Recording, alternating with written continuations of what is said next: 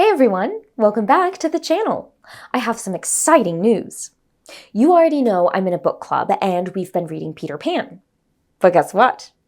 Remember my friend Jenna? Well, her cousin is also in a book club and she suggested we become pen pals. So now we're writing back and forth with another group of readers. We're all reading different fantasy books and sharing our thoughts. It's been pretty amazing so far. And look, I got some mail from two of my new friends.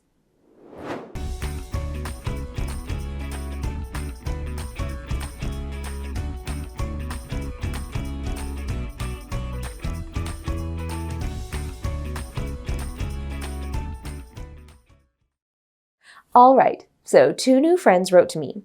Jason wrote about Alice's adventures in Wonderland, and Peyton wrote about The Lion, the Witch, and the Wardrobe. I'm writing to them about Peter Pan, of course. As we've been writing back and forth about our different fantasy stories, we started to realize they had some things in common. It made me wonder if fantasy stories share similar patterns within them. If you've read more fantasy stories, do any similarities between them come to mind? Hold on to those ideas as we talk about the different stories we're reading across our book clubs. Now, let's take a look at the letters my friends sent me. Here's Peyton's letter. Dear Caroline, I'm almost done reading The Lion, the Witch, and the Wardrobe by C.S. Lewis, and I wanted to tell you about Lucy. She's the youngest of 4 siblings, but she's the first one to discover a magical land called Narnia. But Narnia isn't just a fun place to explore. It's in serious danger.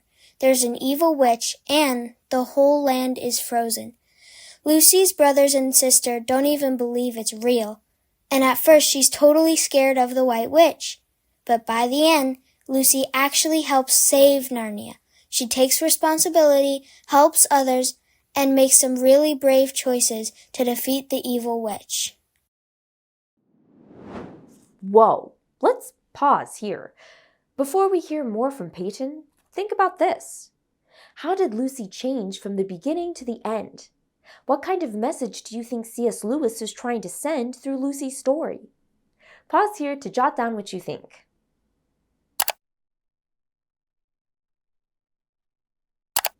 I'm thinking that through Lucy's story, C.S. Lewis wanted to show us that, as we grow up, sometimes we have to step up.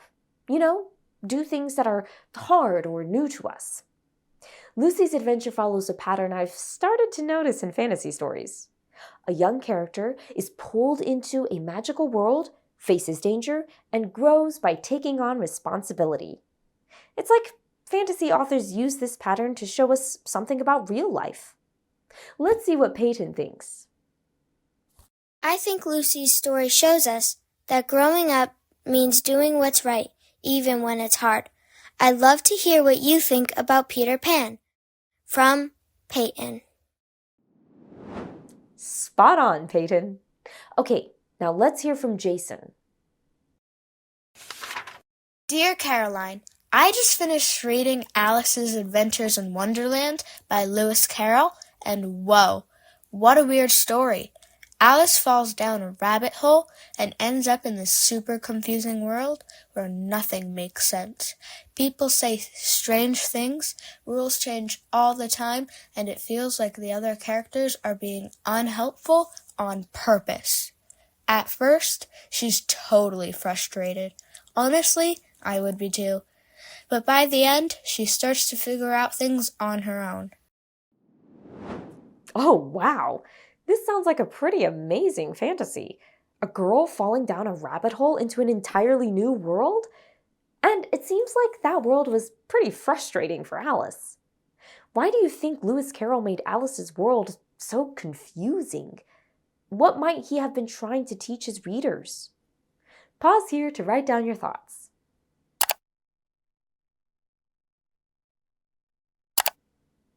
If you said that this story is also about growing up, I think you're totally right. This reminds me of another pattern in fantasy stories. A new and perhaps confusing world that forces the main character to figure things out on their own. It seems that through Alice's story, Lewis Carroll is showing us that sometimes growing up isn't just about changes on the outside, like getting taller or stronger. It's also about how we learn to handle things on the inside, like confusing and frustrating feelings. And take a look. Jason agrees. Here's the end of his letter. I think Alice's adventure is weird and funny, but it's also about learning to trust herself. Growing up can be strange and really frustrating, but it's also when you start discovering who you are.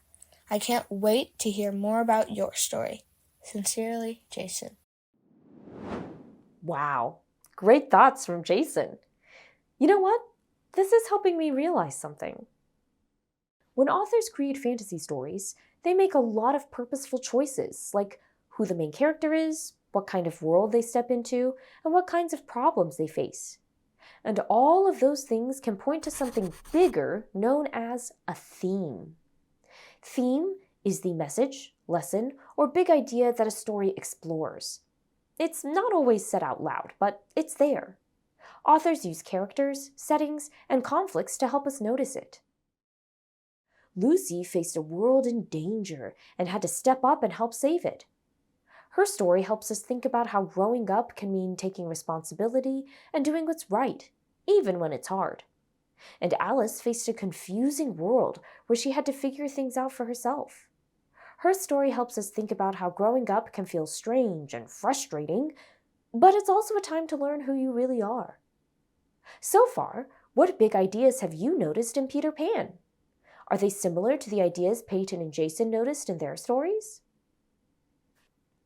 At first I thought, impossible. How can Peter Pan, a story about a boy who never grows up, be about, well, growing up? But Peter isn't our only main character, is he? Let's think about Wendy's story so far.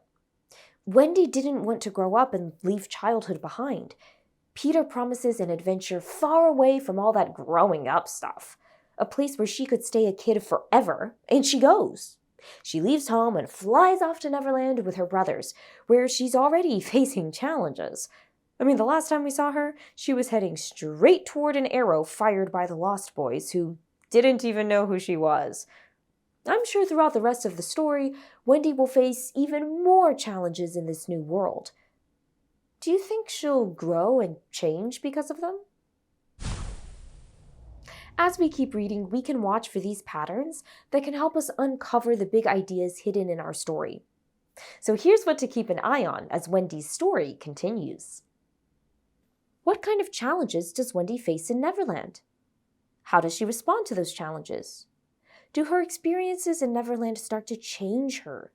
In what ways? We'll find out more answers as we keep reading, but for now, we already might have some ideas about the theme of Peter Pan. Take a few minutes to jot down your ideas at this point. It's okay to make a good guess or brainstorm. What's a big idea that J.M. Barrie might be exploring? What might this story be trying to tell us?